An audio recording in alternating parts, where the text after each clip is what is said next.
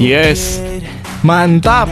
PSSI akhirnya sudah buat keputusan yang bulat akan keluar dari AFC bersama Jepang setelah adakan rapat internal bersama Jepang dan Ketua Umum Zona Oseania tadi malam.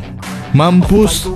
Bahrain dan AFC makin dikecam buruk oleh seluruh warga dunia karena sudah curangi Indonesia dan mau manfaatkan Indonesia lagi. Ketua Umum Zona Oseania malah sambut baik dan senang jika Indonesia dan Jepang akan bergabung ke Zona Oseania. Ini jadi harapanku. Di sisi lain begini keputusan PSSI tentang perpindahan zona kualifikasi Piala Dunia 2026. Akankah pindah ke Oseania bersama dengan Jepang? Mari temukan jawabannya hanya di sini.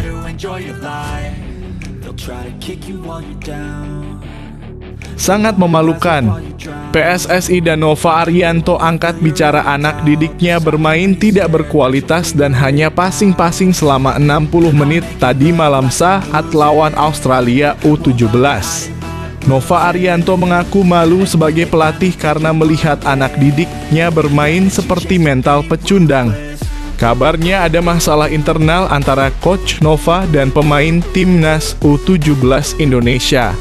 Siapakah sosok yang menentang taktik dan strategi dari Nova Arianto ini? Apakah sang kapten? Sebenarnya ada apa sih di balik semua ini? Ada kejanggalan match fixing atau sengaja seri dan bersama Australia lolos kualifikasi Piala Dunia U17? Temukan jawabannya hanya di sini. Bikin geger satu dunia. Ternyata gara-gara hal ini pelatih Jepang cemas dan khawatir saat hadapi timnas Indonesia di kandang SUGBK nanti. Sampai hampir undur diri dan berikan poin penuh saja ke Indonesia. Sebenarnya ada apa sih? Apa yang terjadi? Penasaran? Begini kata pelatih Jepang Hajime Moriyasu saat diwawancara.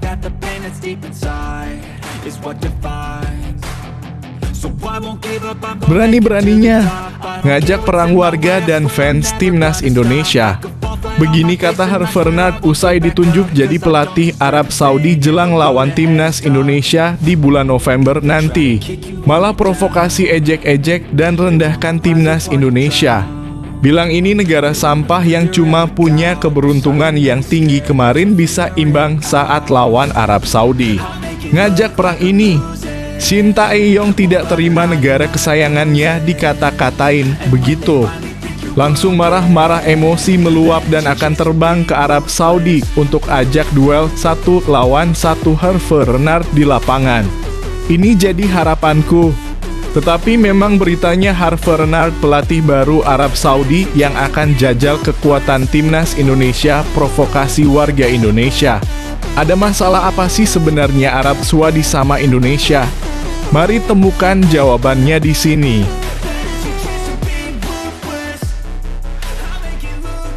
Nah ini baru mantap. Sudah resmi.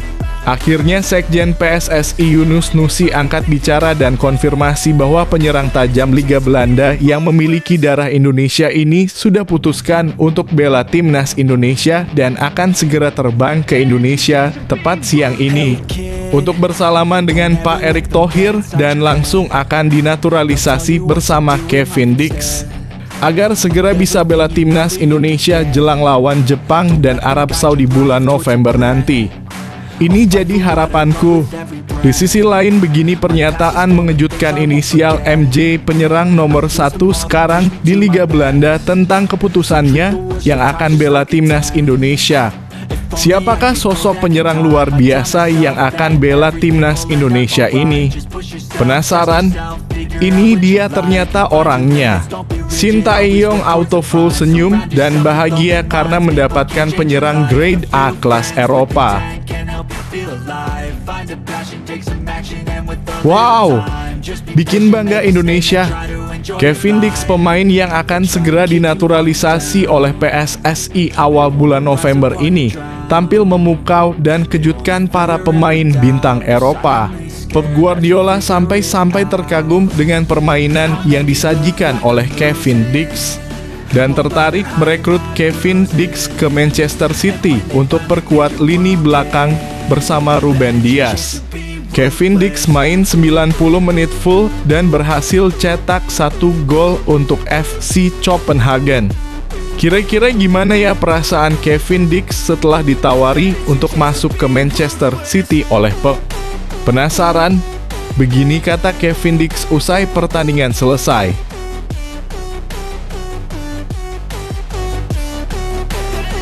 Mantap! Back grade A Timnas Indonesia yang pernah kantongi para pemain Manchester United, Mads Hilgers, juga punya kabar baik. Tampil super duper fantastis di kancah Eropa, Mads Hilgers pesta gol dengan FC Twente ke gawang Heracles tadi malam di Liga Belanda. Sumbang 1 gol fantastis kelas dunia.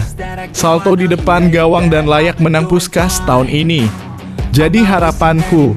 Tetapi memang beritanya penampilan fantastis Mads Hilgers bantai lawannya 5-0 tidak diberi ampun. Lawannya sampai-sampai putus asa dan ingin undur diri dari liga. Hampir kibarkan bendera putih. Apa yang terjadi sampai bisa dibantai begitu?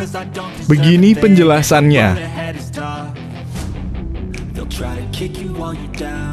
Ini dia pengakuan back NEC Nijmegen yang bersaing dengan bintang Eropa yang bela timnas Indonesia Calvin Verdonk. Back kiri NEC Nijmegen mengaku kewalahan dan kesusahan bersaing posisi starting dengan Calvin Verdonk yang merupakan back genius dari Indonesia.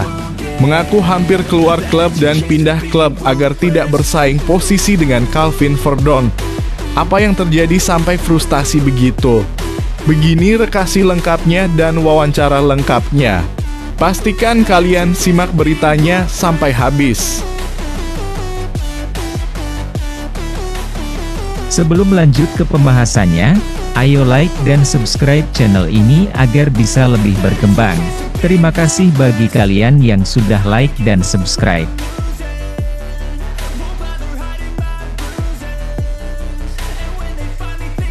PSSI keluar dari AFC buntut kemenangan timnas Indonesia dirampok saat lawan Bahrain. Belakangan ini ramai netizen Indonesia mendorong PSSI agar keluar dari AFC. Hal itu buntut dari peristiwa kemenangan timnas Indonesia yang gagal terwujud saat melawan Bahrain dalam laga kualifikasi Piala Dunia 2026 pada 10 Oktober 2024 lalu. Keputusan wasit Ahmed Alkaf yang memperpanjang menit waktu tambahan pada babak kedua menyebabkan timnas Indonesia gagal meraih kemenangan dan laga berakhir dengan skor 2-2. Hal itu membuat masyarakat Indonesia marah dan kecewa dengan ulah Ahmed Alkaf, lalu mendorong PSSI agar keluar dari AFC. Terkait hal tersebut, Sekretaris Jenderal PSSI Yunus Nusi menegaskan bahwa tidak ada rencana PSSI keluar dari keanggotaan AFC. Sejauh ini, kata Yunus, juga tidak ada pembahasan di internal PSSI terkait pindah ke konfederasi lain. Belum berpikir ke sana dalam kurung keluar dari AFC, PSSI secara objektif akan melihat, kata Yunus kepada wartawan Jumat dalam kurung 25/10. Yunus menjelaskan bahwa sikap Bahrain yang melapor ke AFC karena pemainnya merasa terancam dari hujatan netizen Indonesia juga merupakan hal biasa dalam sepak bola. Begitu juga dengan sikap PSSI yang protes dengan kinerja Ahmed Alkaf dalam laga melawan Bahrain.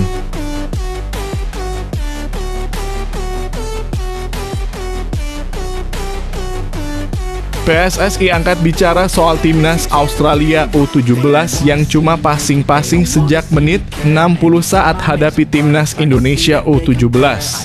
Ex-Co PSSI Arya Sinulinga angkat bicara soal timnas Australia U17 yang cuma passing-passing sejak menit 60 saat menghadapi timnas Indonesia U17 di matchday pamungkas grup G kualifikasi Piala Asia U17 2025. Minggu 27 Oktober 2024 malam waktu Indonesia Barat. Arya mengatakan Australia U17 melakukan strategi itu karena takut dengan timnas Indonesia U17. Ia menilai Australia takut kalah dari timnas Indonesia U17 yang bermain lepas di awal laga. Menurutnya, Australia U17 memilih mencari aman dengan hasil imbang dalam laga pamungkas fase grup tersebut. Australianya takut nih sama Indonesia, kata Arya Sinulinga. Kan tadi serangan balik kita hampir semua menghasilkan gol. Sejak awal pertandingan strategi pelatih Nova Arianto adalah defend to counter, lanjut Arya. Baik timnas Australia U17 dan timnas Indonesia U17 masuk ke lapangan dengan optimisme tinggi sebab tim yang menang akan lolos ke Piala Asia U17 2025 sebagai juara grup G. Namun setelah melihat kondisi di grup lain, hasil imbang sudah cukup meloloskan Australia U17 dan timnas Indonesia U17 ke Piala Asia U17 2025. Setelah sempat seru di awal, semuanya berubah sejak menit 60. Pada menit ke-60, jalannya pertandingan berubah karena Australia U17 hanya passing-passing saja tanpa ada keinginan menekan timnas Indonesia U17. Sementara itu di sisi lain, timnas Indonesia U17 hanya menunggu di area pertahanan mereka.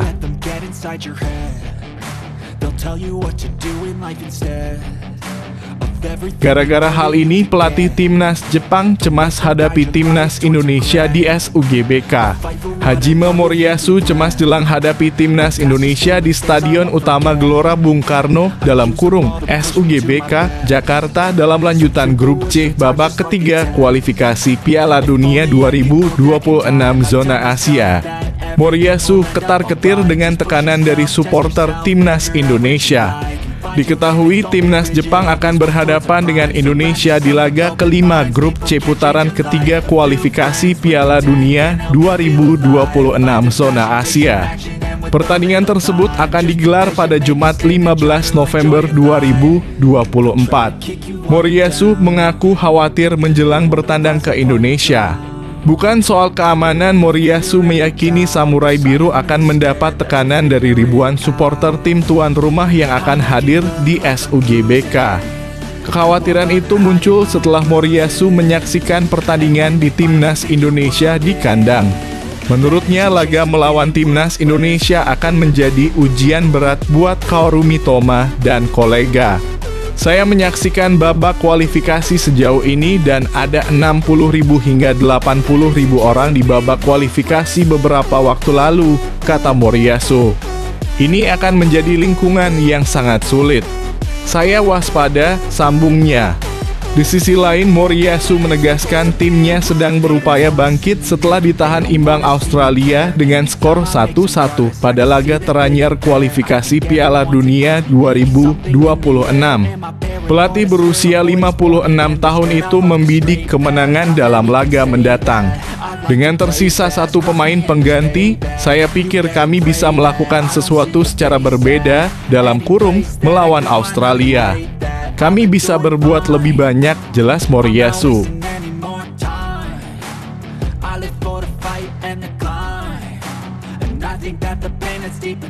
Kata Herve Renard usai ditunjuk jadi pelatih Arab Saudi jelang lawan timnas Indonesia. Pelatih asal Prancis Herve Renard memberikan kata-katanya usai ditunjuk sebagai pelatih kepala Arab Saudi menjelang melawan timnas Indonesia. Herve Renard menggantikan posisi Roberto Mancini di mana pelatih Italia itu diputus kontrak beberapa waktu yang lalu. Renard bukan nama asing bagi Arab Saudi. Pelatih 56 tahun itu pernah melatih Arab Saudi pada 2019 hingga 2023. Renard memimpin Arab Saudi di Piala Dunia 2022 di mana membawa tim mengalahkan Argentina dengan skor 2-1. Ex-pelatih Maroko itu mundur dari kursi kepelatihan pada Maret 2023 untuk melatih tim putri Prancis. Saya kembali, kata Renard dilansir dari Arab News. Ia mengatakan bahwa hubungan dengan Arab Saudi dan para penggemar tidak pernah dilupakan. Saya tidak bermaksud meninggalkan dalam kurung Saudi, kata Renard. Tetapi ketika negara Anda mengetuk pintu Anda harus menanggapinya. Hubungan saya dengan Saudi, para penggemar, para pemain, dan semua kenangan tidak akan pernah saya lupakan. Saya tidak menyelesaikan kisah saya dengan Saudi, ujarnya. Renard akan memimpin Arab Saudi hingga akhir 2025 dengan opsi perpanjangan hingga Piala Asia 2027 di mana Arab Saudi menjadi tuan rumah. Ia akan meneruskan apa yang sudah dimulai Mancini di putaran ketiga kualifikasi Piala Dunia 2026. Di bawah Mancini, Arab Saudi tampil di luar ekspektasi. Arab Saudi saat ini berada di posisi ketiga grup C dengan 5 poin.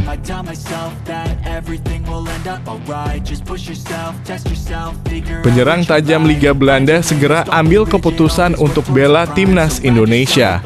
Penyerang Vitesse Arnhem, Miliano Jonathans, masih mempertimbangkan untuk membela timnas Indonesia. Miliano merupakan winger tajam milik Vitesse yang bertarung di kasta kedua Liga Belanda dalam kurung Keukenkampioen-Divisie. Dari 12 pertandingan musim ini, dia mencatatkan 8 gol dan 3 assist. Kontribusi tersebut membuat dia menjadi pemain paling tajam milik Vitesse. Menariknya, Miliano memiliki darah Indonesia dari sang ayah dan eligible untuk membela timnas Indonesia. Miliano Jonathans menjelaskan saat ini dia masih belum mengambil keputusan untuk membela timnas Indonesia. Menurutnya, hal tersebut masih akan dikomunikasikan dengan keluarganya. Saya sedang mendiskusikan ketertarikan itu dengan keluarga saya. Keluarga juga harus berada di belakangnya, kata Miliano. Pemain berusia 20 tahun ini mengakui bahwa Indonesia adalah negara yang cukup fanatik dengan sepak bola. Menurutnya, bisa membela skuad Garuda di masa depan adalah sebuah kebanggaan tersendiri. Namun, dia menegaskan bahwa masih membutuhkan waktu untuk mengambil keputusan. Sepak bola sangat hidup di sana dan saya melihat ini sebagai kesempatan yang luar biasa. Sangat menyenangkan bahwa mereka tertarik. Saya pikir saya akan membuat pilihan pada akhir musim ini, lanjutnya. Miliano sendiri baru saja mendapatkan penghargaan Best Talent periode 2024/25 Eerste Divisie. Penghargaan ini diberikan karena kontribusinya yang maksimal saat bermain untuk Vitesse. Namun sumbangan 5 gol dari 4 pertandingan terakhir masih gagal membuat klub yang bermarkas di Gelredome ini meraih kemenangan.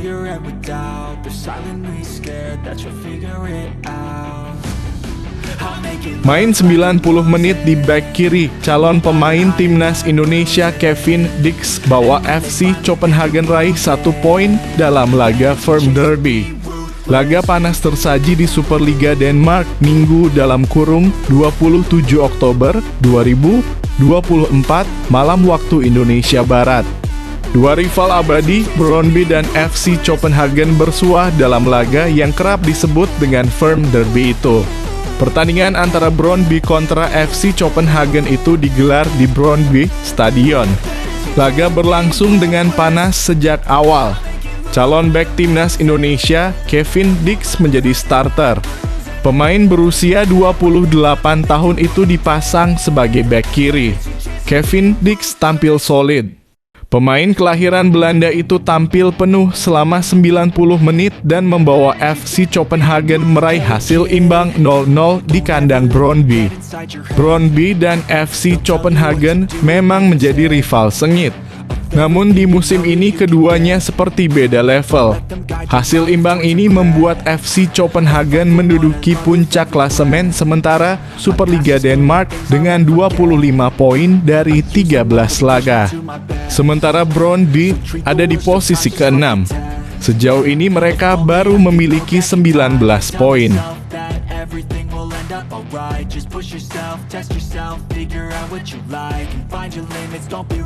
Jos, bek timnas Indonesia Mads Hilgers cetak gol dalam pesta 5 gol FC Twente ke gawang Heracles di Liga Belanda. FC Twente menjalani akhir pekan yang luar biasa. Mereka berpesta gol ke gawang Heracles dalam lanjutan Eredivisie 2024 per 2025. Bermain di kandang sendiri Minggu dalam kurung 27 Oktober 2024 malam waktu Indonesia Barat. FC Twente menang besar dengan skor 5-0. Menariknya, bek timnas Indonesia, Mads Hilgers berperan dalam kemenangan itu. Hilgers mampu mencetak 1 gol pada menit ke-59. Mads Hilgers tidak bermain penuh dalam laga ini. Pemain berusia 23 tahun itu ditarik keluar pada menit ke-62. Bagi Mads Hilgers, gol ke gawang Heracles ini merupakan gol keduanya untuk FC Twente di musim 2024 per 2025. Sebelumnya, Mads Hilgers sudah mencetak 1 gol, yakni dalam laga melawan RB Salzburg di kualifikasi Liga Champions. Saat itu Twente menahan imbang RB Salzburg 3-3 di leg pertama. Namun, saat berlaga di leg kedua mereka kalah 1-2. Kemenangan ini membuat FC Twente mantap di posisi keempat klasemen sementara Eredivisie 2024 per 2025. Mereka kini memiliki 18 poin dari 10 laga. Posisi itu membuat FC Twente tetap bersaing untuk mendapatkan tiket ke kompetisi Eropa musim depan.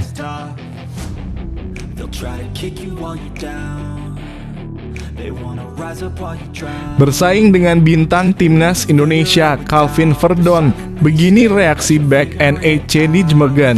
Bek NEC Nijmegen Thomas Ouwejan berbicara tentang persaingan dengan bintang timnas Indonesia Calvin Verdon untuk mendapatkan tempat utama di tim. Ouwejan mengatakan senang bisa bersaing dengan pemain bagus seperti Calvin. Thomas Ouwejan belakangan ini menggeser peran Calvin Verdon sebagai bek kiri NEC Nijmegen. Pemain berusia 28 tahun itu menjadi pilihan utama dalam 2 pertandingan terakhir NEC Nijmegen. Sejauh ini Ouwejan sudah membukukan 9 penampilan plus 2 assist bersama NEC Nijmegen. Sedangkan Calvin dia unggul 1 penampilan dalam kurung 10 kendati tanpa mencatatkan assist ataupun gol.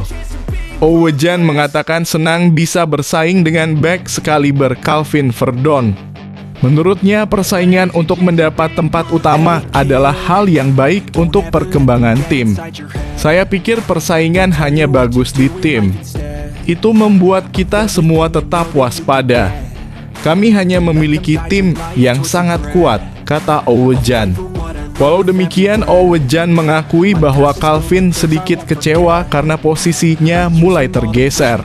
Meski begitu, Ouwejan tidak bisa berbuat banyak karena semua merupakan keputusan dari pelatih.